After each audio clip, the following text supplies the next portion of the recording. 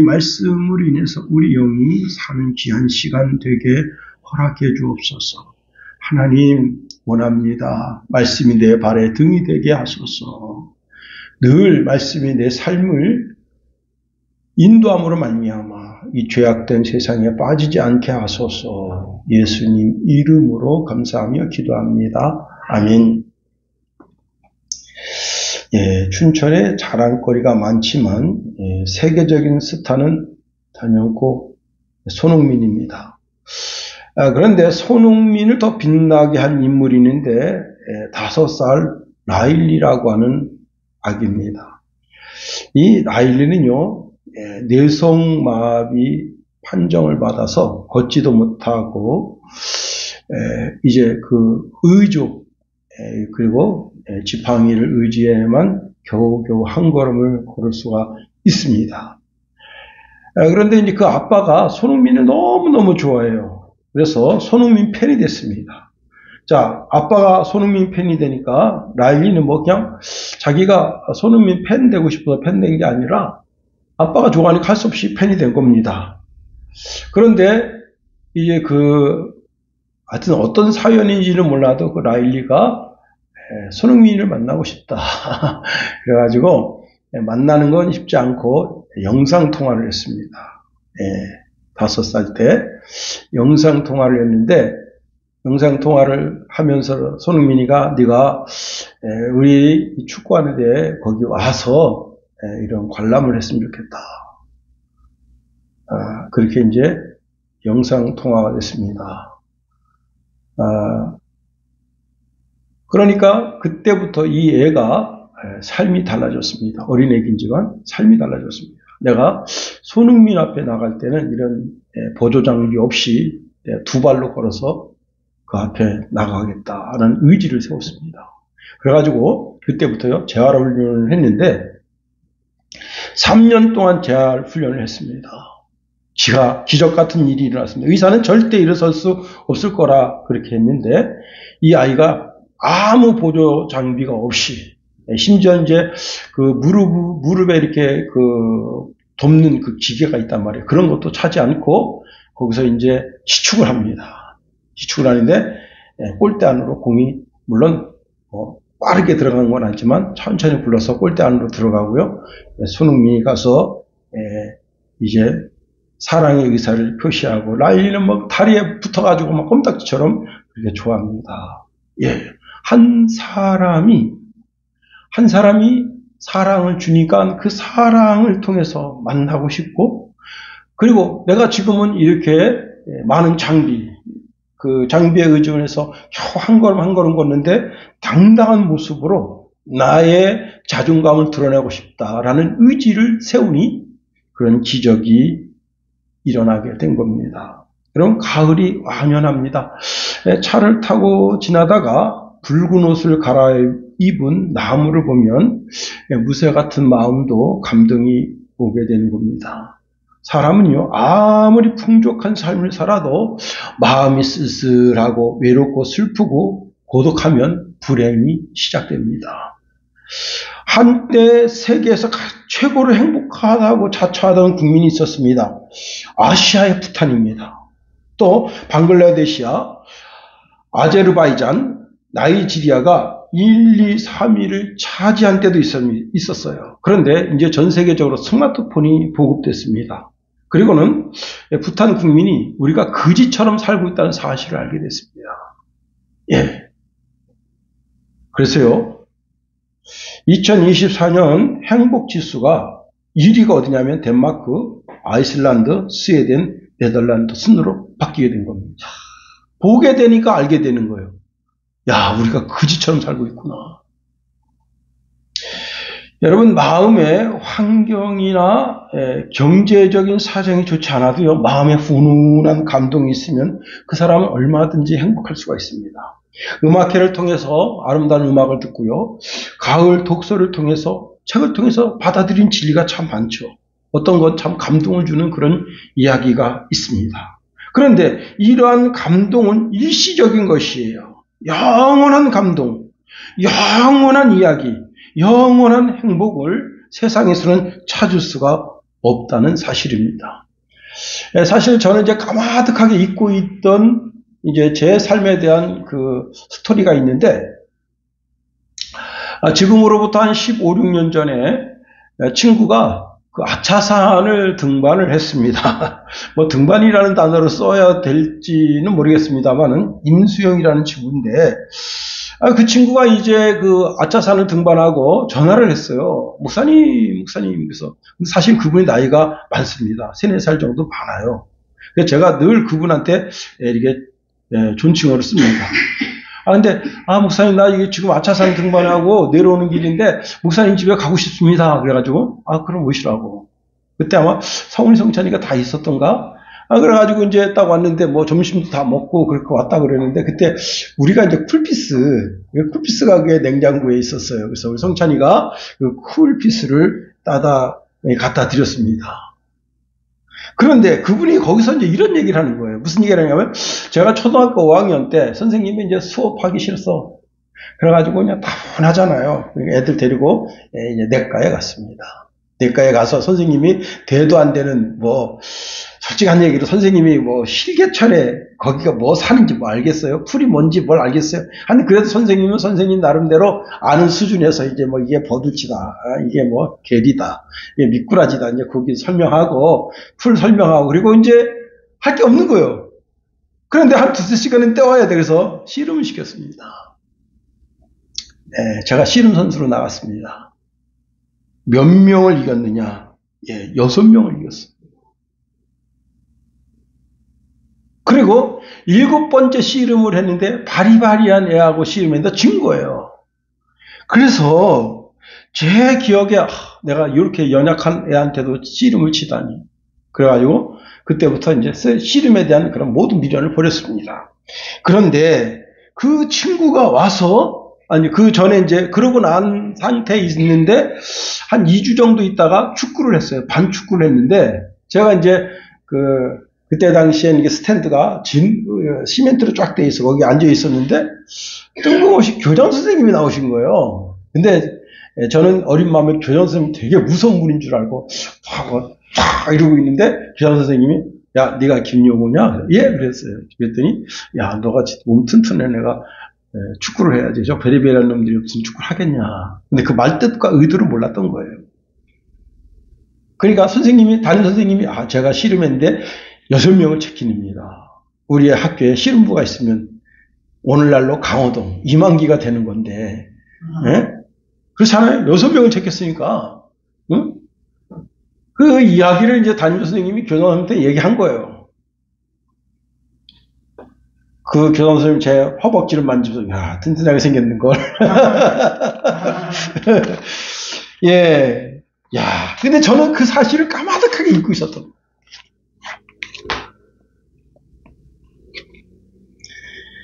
여러분, 씨름에서 6명을 제쳤다. 야, 이거 대단한 겁니다. 응? 야, 그 실력, 그 능력을 극대화시켜 줬더라면 아마 큰 역사를 이루지 않았을까 하는 그런 생각을 해보게 됩니다. 그런데 잊는 게 감사한 거죠.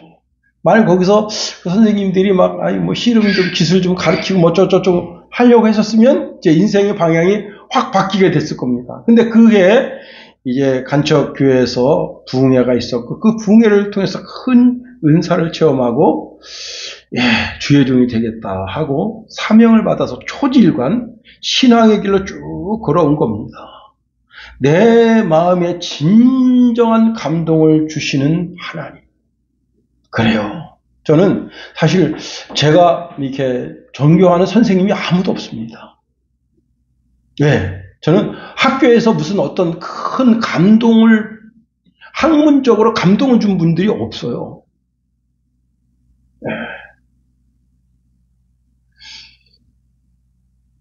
늘 내 심령 가운데 감동을 주신 분은 여호와 하나님이시다. 성령 하나님께서 나를 늘 이끌고 가신 겁니다. 그래서 다른 길로 가지를 않은 거예요. 목회자의 소명을 받고 여러분 참 제가 집에서 이제 교회까지 가는 거리가 그래도 한 1.5km 정도 된단 말이에요. 늘 걸어 다녀요. 저 걷는 걸 굉장히 좋아합니다. 지금도 뭐 교회에다 오는 걸 걸어서 와요. 비가 와도 걸어옵니다. 그냥 우산 뒤집어 쓰고 걷는 걸 좋아해요. 근데 그 길을 걸어오는데 코스모스가 그렇게 아름다운 거예요. 그 코스모스가 나한테 말을 거는 것 같아요. 하늘의 구름도, 그리고 그때 영적인 세계가 굉장히 맑아져가지고, 야, 이게 진짜 하나님의 은사죠. 하나님의 놀라운 은혜죠. 하늘을 이렇게 딱 보면 마음에 이런 충동이 생깁니다. 오늘 비 오겠다. 그럼 진짜 비 와요. 처음에 그게 무섭더라고. 그런 게. 응? 이제 밑에 아저씨 내외가 오셨는데, 네가 용어구나 하고 막 이렇게 인사를 이제 나눴습니다. 근데 어디 가신다고, 산에 가신다고 그러더라고요. 그래서, 오늘 오후에 비 올 것 같습니다. 그랬더니, 야, 이 해가 이렇게 쨍쨍 내렸잖아요. 무슨 비가 오냐? 웬일입니까? 한 2시 반 정도 됐는데, 하늘이 갑자기 깜깜해지던 비가 오기 시작하는데, 장대 비가 온 거예요. 근데 그 아주머니가 나한테 이렇게 말씀하시대요. 너 그거 어떻게 알았냐? 여러분, 그때 무슨 일기예보 같은 걸 받겠습니까? 여러분, 하나님이 주신 영적인 감각이죠. 영감. 예. 그렇습니다. 여러분, 가을 산을 보아도 아름답고, 들을 보아도 아름답고, 여러분, 성경이 믿어지고, 그 가운데 가장 강력한 것은 하나님 한 분 외에는 다른 신이 없다는 사실을 알게 된 겁니다. 귀신은 아무것도 아니구나. 제가 어릴 때 이 세상에 귀신이 있다면 참신도 있겠지. 그런 마음이 제 마음속에 생긴 거예요. 귀신들이 있다면 참신이 있겠지. 참신이 누구냐? 여호와 하나님입니다. 이사야서 44장 6절에 이스라엘의 왕인 여호와, 이스라엘의 구원자인 만군의 여호와가 이같이 말하노라. 나는 처음이요 나는 마지막이라. 나 외에 다른 신이 없느니라 말씀하십니다. 여호와 하나님만 창조주 하나님, 영원한 분이고 다른 신은 없다는 거예요. 오직 여호와 하나님만이 살아계신 하나님이시고, 그 독생자 예수님만이 하나님이시고, 성령 하나님만이 하나님이시고, 그 삼위가 한 분이시다 하는 겁니다. 이 사실을 믿음으로 믿고 고백하게 되니까 머리가 시원해지게 되는 거예요. 오늘 본문에 이렇게 말씀하고 있네요. 태초에 말씀이 계시니라. 이 말씀이 하나님과 함께 계셨으니 이 말씀은 곧 하나님이시니라. 그가 태초에 하나님과 함께 계셨고 만물이 그로 말미암아 지은 바 되었으되 지은 것이 하나도 그가 없이는 된 것이 없느니라. 오늘 본문이 이 말씀을 하고 있는 겁니다. 요한복음 1장 18절에 본래 하나님을 본 사람이 없으되 아버지 품속에 있는 독생하신 하나님이 나타나셨느니라.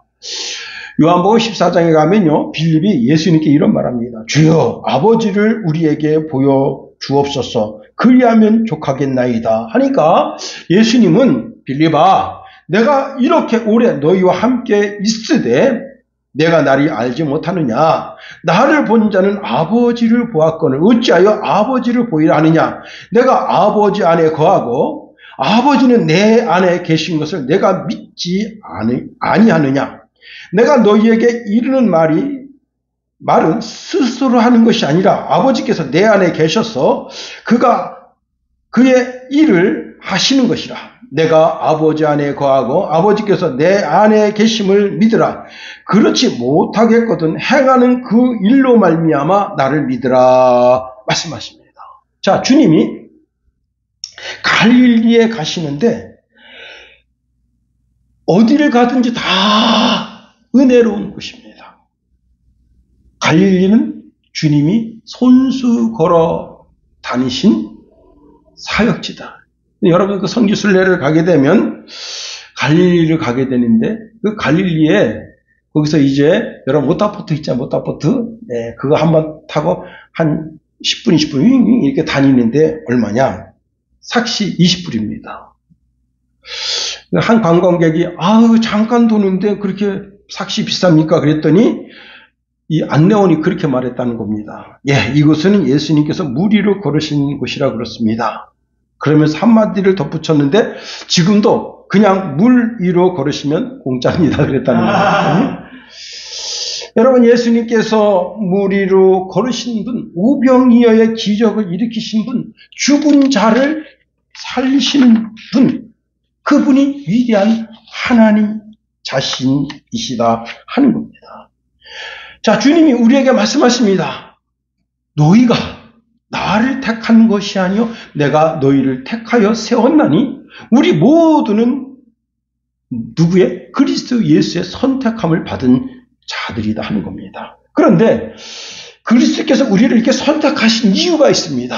신령한 복을 받게 하기 위한 것이다 하는 겁니다. 에베소서 1장 4절에서 7절에 곧 창세전에 그리스도 안에서 우리를 택하사 우리로 사랑 안에서 그 앞에 거룩하고 흠이 없게 하시려고 그 기쁘신 뜻대로 우리를 예정하사 예수 그리스도로 말미암아 자기의 아들들이 되게 하셨으니 이는 그가 사랑하시는 자 안에서 우리에게 거저 주시는 바 그의 은혜의 영광을 찬송하게 하려는 것이라. 우리는 그리스도 안에서 그의 은혜의 풍성함을 따라 그의 피로 말미암아 속량 곧 죄사함을 받았느니라 말씀하십니다. 자, 우리를 택했습니다. 우리를 택해서 신령한 복을 받게 하는데 그 신령한 복이 뭐냐? 천국 백성이 되고 하나님의 아들, 딸이 되게 하고 모든 죄를 다 씻어주시고 그리고 우리의 모든 부끄러움을 다 씻어서 정결하게 하시고 그렇게 하기 위해서 우리를 택했다는 거예요. 로마서 8장 30절에 보니까 또 미리 정하신 그들을 또한 부르시고 부르신 그들을 또한 영화롭게 하시고 의롭다 하신 그들을 또한 영화롭게 하셨느니라 말씀하십니다. 자, 우리를 영화롭게 하셨다. 본래 영화롭다, 영광스럽다고 하는 것은 하나님 아버지의 것인데 그 영광을 우리에게 주셔서 우리도 영화롭게 해주셨다 하는 겁니다. 즉 우리의 신분이 바뀌었다는 거예요. 우리가 죄인이고 죄의 노예였었는데 하나님의 선택함을 받아서 하나님의 자녀가 되었다는 거예요.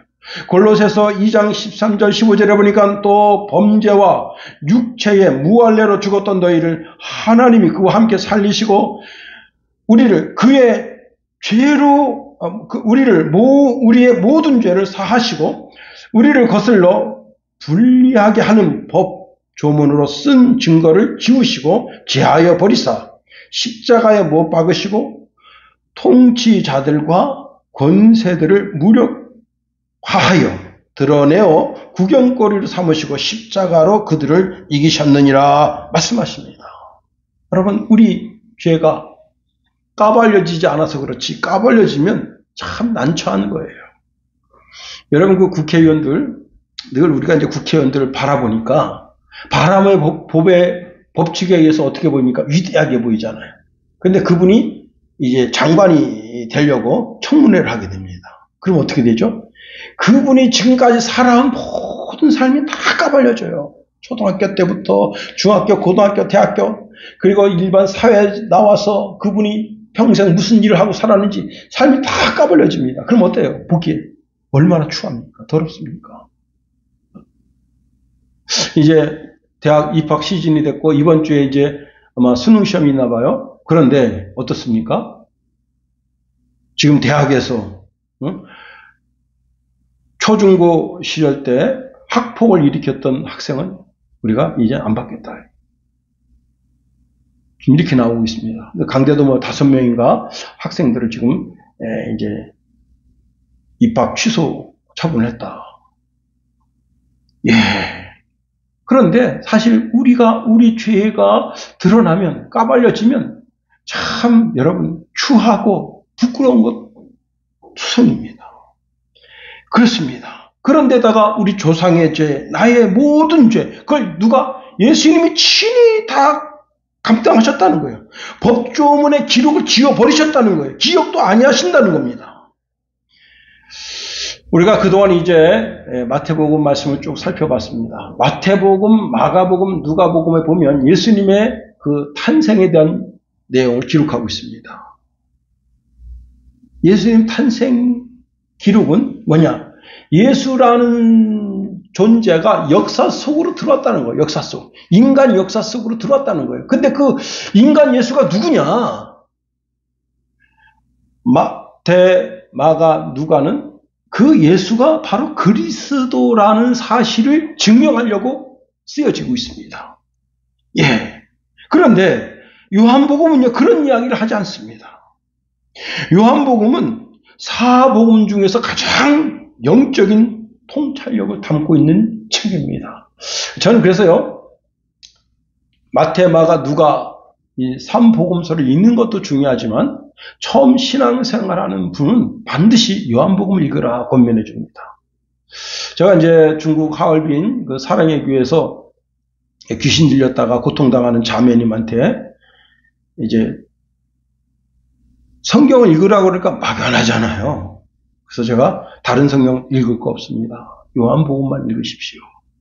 요한복음을 읽고 또 읽고 또 읽고 계속해서 요한복음만 읽으십시오. 하루에 5장씩 읽으십시오.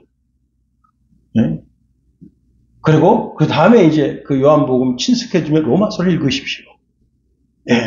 근데 그 자매님이 그 교회 집사님인데, 예. 그 요한복음을 읽고 너무너무 심오한 진리, 사실 잘 모르죠. 뭐 평집사가 이제 뭐, 예, 그 남편이 공산당이고, 중국 공산당이고, 예, 이제 은퇴했습니다. 자기가 이제 너무 마음이 허하고 그래가지고 인도함을 받아서 이 교회에 들어왔는데, 영적인 세계를 모르잖아요. 예? 그런데 영적인 세계를 모르는데 그 귀신이 그렇게 역사합니다. 잠을 안 재워요. 그 밤샌다는 거예요, 그냥. 응? 여러분, 사람 잠 못 자는 거 얼마나 참 고통스럽습니까?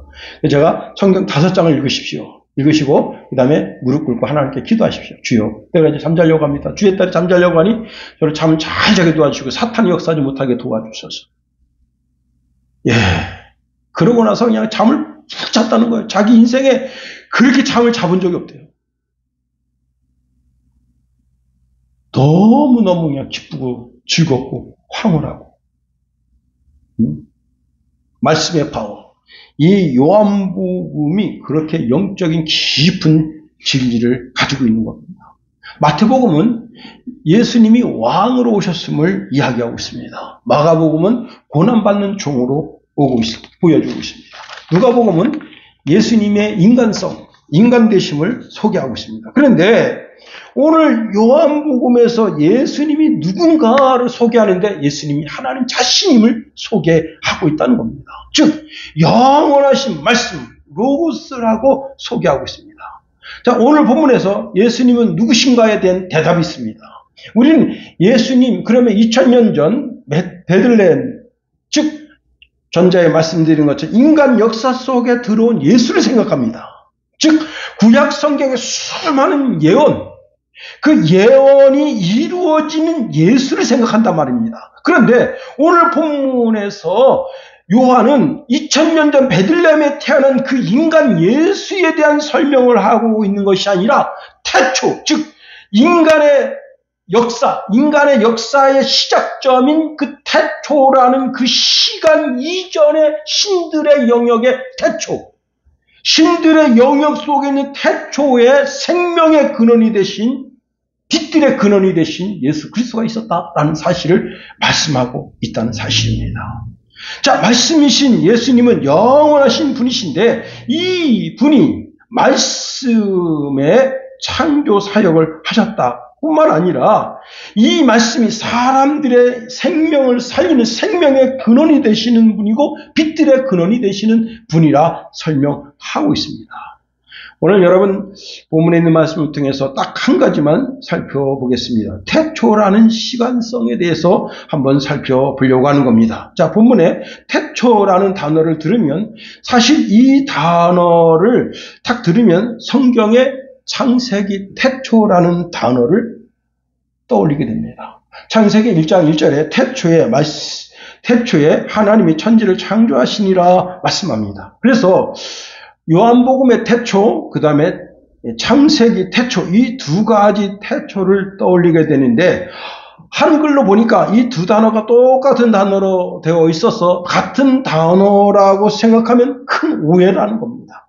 예, 창세기 1장 1절의 태초는 히브리어로 바라시트예요. 바라시트. 즉 모든 시간의 시작점이다 이게. 그런데 요한복음 1장 1절의 태초는 아르케라고 하는 단어입니다. 존재의 근원의 시작이라는 거예요. 존재의 근원의 시작, 모든 시간의 시작점. 틀리죠? 예. 자, 창세기의 태초라고 하는 것은 온 우주와 지구와 산천초목이 어떻게 생겨났는지를 설명하고 있습니다. 즉 무에서 유로 창조하는 사건이 온 우주적으로, 이 지구적으로, 또 개인적으로 이 창조의 역사가 시작됐다고 하는 시작점이에요. 그래서 그게 알파입니다. 알파가 있다는 뜻은 뭐라고요? 오메가, 마침표가 있다는 거예요. 그런데 요한복음의 태초는 여러분 신들의 존재의 존재성을 드러내는 시간점이라는 거예요. 그런데 이 태초에 뭐가 있었다고요? 말씀, 즉 로고스가 있었다는 거예요. 이 로고스는 영원하신 말씀이라는 겁니다. 자, 우주 만물이 형성되기 이전에 이미 말씀이 존재하고 있었다는 거예요. 이 말씀이 누구냐? 바로 예수라는 거예요. 예수. 그렇습니다. 창세기 1장 1절의 시간의 태초는 하나님의 창조 행위의 시작점이라면 요한복음 1장 1절은 시간 이전에 하나님의 존재와 관계된 시작점이라는 겁니다. 이미 그때 누가 있었느냐? 그리스도가 있었다. 여러분, 그러니까 우리가 이렇게 착각할 수가 있어요. 예수, 그리스도 이런 단어가 산재되어 있으니까 이거 뭐지? 이렇게 오해하고 이해하는데 어떤 방해가 될 수 있는 그런 요소가 있을 수가 있습니다. 그런데 예수님은 창조 이전에 계셨던 제2위격을 가지신 성자 하나님으로서 창조주 하나님 자신이시다 하는 겁니다. 사도 요한은 본문에서 창조라는 단어를 붙임으로 인해서 창세기 1장의 창조의 주체가 바로 로고스이셨다 하는 거예요. 그 창조의 주체이신 그리스도가 말씀으로 육신을 입고 우리 가운데 오셨다. 그래서 1장 14절에 보니까 말씀이 육신이 되어 우리 가운데 거하심에 우리가 그의 영광을 보니 아버지의 독생자의 영광이요 은혜와 진리가 충만하더라 말씀하고 있습니다. 자, 여기서 제2위격을 가지신 하나님에 대한 여러 가지 단어를 우리가 정리해 봐야 됩니다. 자, 제2위격을 가지신 성자 하나님은 이름이 예수예요. 역사 속으로 오니까 이름을 가져야 되잖아요.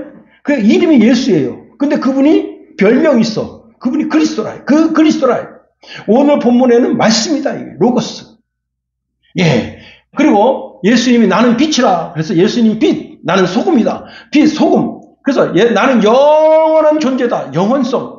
예. 이런저런 이름이 있습니다만은 제2위격을 가지신 성자 하나님은 여러 가지 이름으로 성경에 기록되어져 있다 하는 겁니다. 자, 여러분, 그리스도는 단순한 피조물이 아니라 피조물을 창조하신 창조의 주체라는 사실을 말씀하고 있는 겁니다. 그러니까 출발점이 완전히 틀려요. 마태, 마가, 누가복음의 출발점은 인간 예수가 어떻게 그리스도이시고 우리의 구원자이심을 이야기하려고 하는 거예요. 그런데 요한복음의 이 제2위격을 가지신 성자 하나님은 그 존재 자체가 하나님 자신이라는 사실을 인정하지 않으면 요한복음을 우리가 읽을 수가 없는 겁니다. 그렇습니다.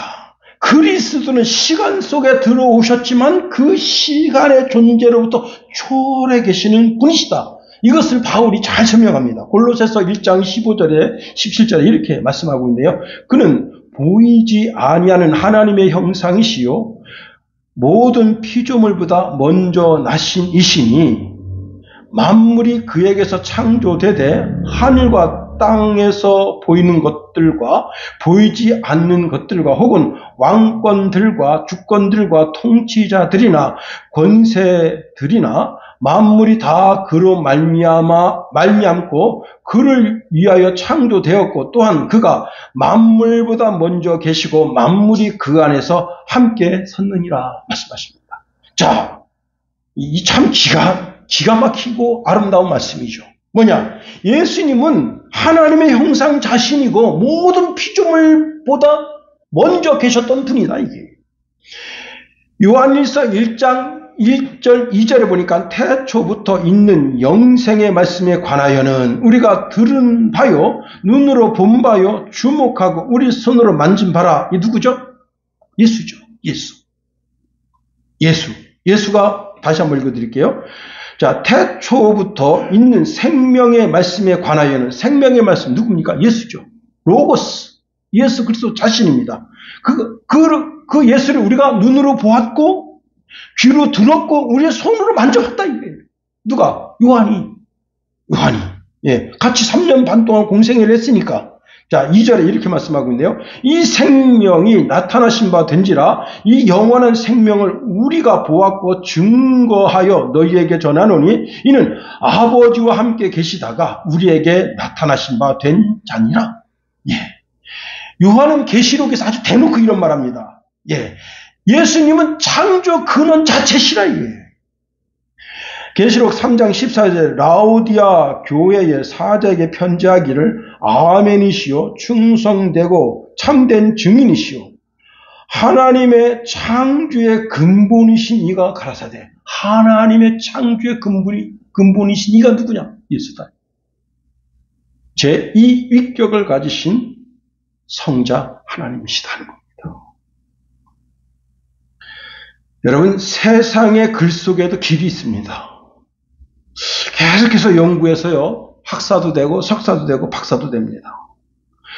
이 세상의 글을 잘 연구해가지고 자신이 아는 학문을 옆에서 세상을 널리 이롭게 할 수도 있어요. 그러나 성경의 글은 무슨 지식을 넓히고 학식을 넓히고 그런 글이 아닙니다. 영생을 주는 글이다. 영생을 주는 글. 왜? 그 글이, 이 성경의 이 글이, 이 말씀이 예수 그리스도 자체시고 예수 그리스도 자체가 영생의 생명의 근원이기 때문에 그렇다는 겁니다. 자, 말씀의 근원이 되시는 로고스, 제2위격을 가지신 성자 하나님을, 자, 40명의 저자들이 하나님의 성령의 감동으로 그 말씀을 받아 썼습니다. 그래서 이에 대해서 예수님이 이렇게 말씀하시는 거예요. 너희가 성경에서 영생을 얻고자 생각하고 성경을 상고하거니와 이 성경이 곧 내게 대하여 증언하는 것이로다 말씀하십니다. 여러분, 우리의 신앙도 어디에 세워졌죠? 말씀 위에 세워졌다. 로고스가 뭡니까? 제2위격을 가지신 성자 하나님. 베드로가 이렇게 고백하죠. 주는 그리스도십니다. 그리고 살아계신 하나님의 아들이십니다. 그랬더니 예수님께서 바요나 시몬아 네가 참 복되구나. 그리고는 너는 베드로라. 너 이름 위에다가 내 교회를 세운다 했습니다. 여기 잘 들으세요.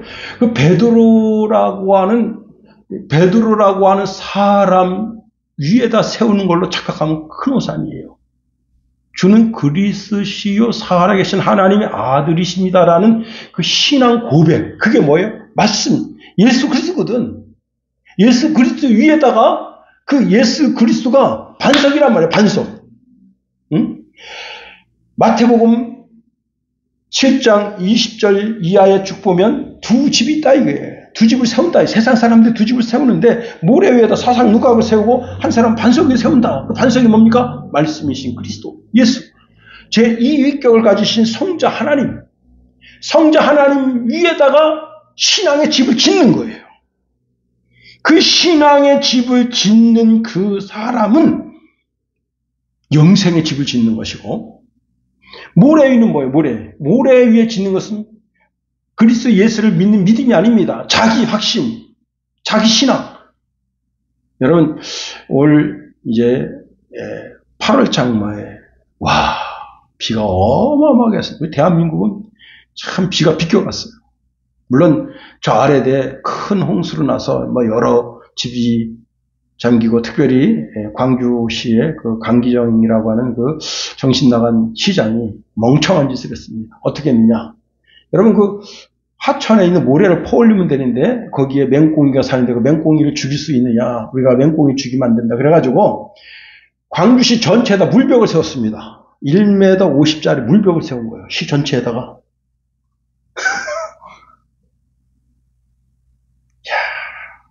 어떤 일이 벌어졌어요? 물벽에 물이 차니까 어떤 일이 벌어졌습니까? 광주 시내가 물에 찬 겁니다. 이런 사람이, 이런 닭대가리 같은 머리 가지고서는 시를 경영하니까, 그 시를, 그런 사람 뽑은 그 광주 시민이 닭대가리죠, 그러니까. 응? 하천을 파야지.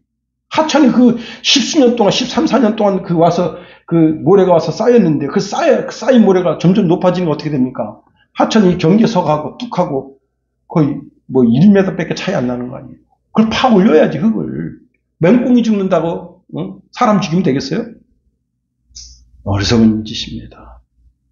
약간 곁길로 갔습니다만은, 사람 생명 귀한 줄 알아야 돼요. 그 모래도 파 올리고, 그리고 물 방벽도 세우고, 그렇게 해야 되는 거예요. 두 가지를 다 해야 되는 거예요. 하나만 있어도 되는 거 아니에요. 여러분, 그 포항제철인가요? 물 벽 세워가지고 그 공장을 지켜냈잖아요. 응? 참, 그 세울 때 얼마나 말이 많았습니까? 예. 반대했잖아요. 왜 물벽 세우느냐? 물벽 세우니까 공장 지켜낸 거 아니에요. 응? 그 참, 회장이 멀리 내다보는 거야. 200년 만에 한 번 쏟아질까 말까 한 그 물 속에서도 건진다. 그 집을 건진다. 그 공장을 살린다. 그런데 뭐냐면 이제 시민들이 그 물 방벽 세워서 결국 그 공장에 물이 들어가서 돼야 되는데 물이 안 들어가서 우리가 마을이 침수됐다. 야, 이 논리가, 여러분, 그 중국에 그냥 그 비가 많이 와가지고, 와, 다행히 그 집에 5 식구가 사는데 다 이렇게 빠져나왔어요. 자기 집이 무너지는 거 보는 거야. 이게 뭐 이제 중국어로 뭐라 하는데 거기 설명이 나와요. 제발이야. 제발. 근데 야, 물이 철렁하니까 그냥 그 큰 집이 와장창.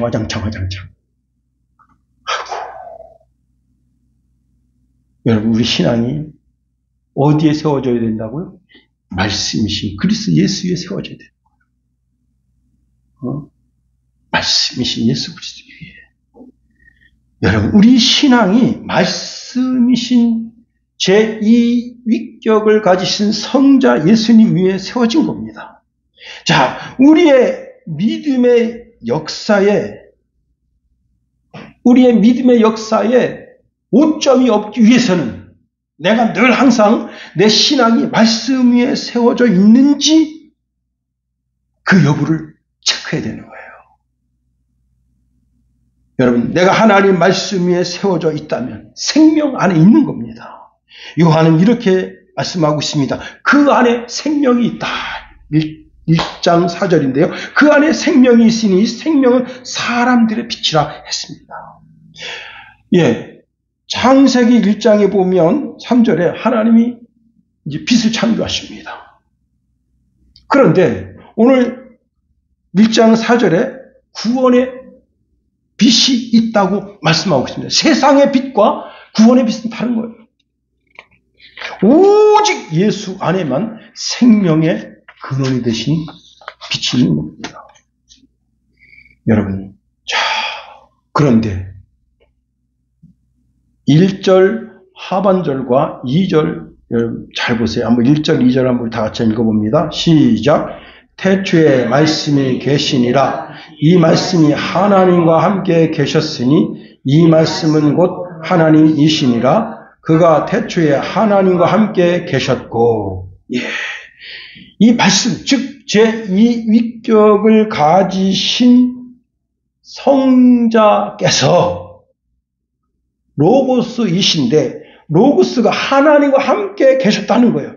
그 이야기를 2절에서 다시 말씀하고 있습니다. 그가 태초에, 그는 누구죠? 제2위격을 가지신 성자께서 태초에 하나님과 함께 계셨다는 거예요. 자, 말씀이 하나님과 함께 계셨다. 그가 태초에 하나님과 함께 계셨다. 이것은요, 이 요한이 히브리식 전통 방법의 교육을 받았다는 겁니다. 그걸 나타내는 거예요. 왜 그런가 하면 사실 요한복음 1장 1절은 요한복음 전체의 주제예요. 예. 히브리식 표현법이에요. 여러분 시편 1편의 1절이 시편 1편의 제목이고 주제이지만 시편 전체의 제목이고 주제가 되는 거예요. 왜? 히브리 사람은 그런 식으로 결정하는 거예요. 그렇게. 예? 그러니까 오늘 본문 1절은 요한복음 1장의 주제이고 제목이면서 요한복음 전체의 주제이면서 제목인 거예요. 그런 교육을 받았다는 거예요. 누가? 이 요한이. 제가 이제 이 설교 준비를 목요일 날 했는데요. 목요일 9시 뉴스에 이제 일주일 남은 수능에 대해서 이야기하는데 새로운 것을 배우려 하지 말고 그동안 해오던 것을 전체적으로 뒤돌아보는 반복 학습을 하라. 학습 전문가가 나와서 그 설명을 하고 있습니다. 요한은 반복해서 가르치려는 습관이 있어요. 그게 유대 전통식 교육을 받은 거예요. 이것을 보아서 요한이 유대인들의 전통적인 교육 방법을 배웠음을 알게 되는 겁니다. 특히 요한은 현대를 살아가는 성도들에게 가장 중요한 것이 뭐냐? 이 신앙의 핵심적인 것이 무엇이냐? 제2위격을 가지신 성자 하나님이 누구신지 이 땅에 마태, 마가, 누가복음을 통해서 이 역사 속으로 들어온 그 예수가 누군지 그 정체를 분명하게 알아야 된다는 거예요. 그게 신앙적으로 성립되어 있지 않으면 예수는 과연 누군가? 이런 헛된 헛된 질문을 하게 되는 거예요. 예수는 과연 누군가? 헛된 질문을 자꾸 던지게 되는 거예요. 왜? 창세기 1장 1절을 알지 못하면. 그렇습니다. 요한은 또 한 가지를 이야기하고 있습니다. 자, 그 성자 예수님이 이 땅에 오신 그 이유가 뭐냐? 사랑이라는 게 사랑. 그래서 요한 복음 전체를 통해서 요한 1, 2, 3서를 통해서 그 다음에 요한 계시록을 통해서 뭘 이야기하고 싶어 하느냐? 사랑의 하나님을 이야기하고 싶어 하는 거예요. 사랑의 하나님. 예. 그 하나님, 제2위격을 가지신 성자 하나님이 하나님 아버지의 본심이 사랑인데 그 사랑의 결정체로 이 땅에 오셨다 이거예요. 그래서 그분을 통해서 우리가 사랑을 받고, 여러분, 사랑은 허다한 허물을 덮는다. 누가 말씀하신 거예요? 바울이 이야기한 겁니까? 아닙니다. 잠언서 기자가 말한 겁니까? 아닙니다. 하나님의 사역자들에게 성령의 감동으로 하나님은 사랑하시다. 그래서 사랑하는 자는 사랑하는 자의 허물과 수치가 보이지가 않는 거예요.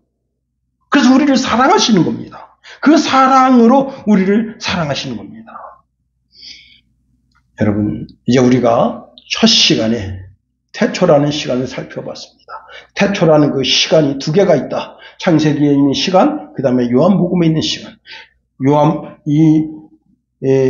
창세기에 있는 시간은 역사의 시간점이다. 이 요한복음의 시간은, 태초의 시간은 존재의 시작점이다. 그 존재의 시작점에 가서 보니 거기에 성부 하나님이 계시고 성자 예수님이 하나님과 함께 계시더라. 그 성자 예수님이 하나님의 사랑으로 인해서 우리를 구원하기 위해서 이 땅에 오셨다. 여러분, 오늘 이 사실만 믿어져도 엄청난 진리를 믿는 거예요. 성자 예수님은 인간이신 동시에 하나님 자신이시다. 왜? 빌립에게 나를 본 자는 하나님을 보았다고 예수님이 말씀하시는가? 요한복음 1장 1절의 진리가 믿어지면 그 사실이 그냥 훤하게 보여지는 겁니다. 여러분, 이 태초라는 시간을 잘 이해함으로 말미암아 여러분과 저의 신앙이 견고해지게 되기를 예수님의 이름으로 축원드립니다. 기도하겠습니다. 하나님, 우리를 붙드시며 인도하소서.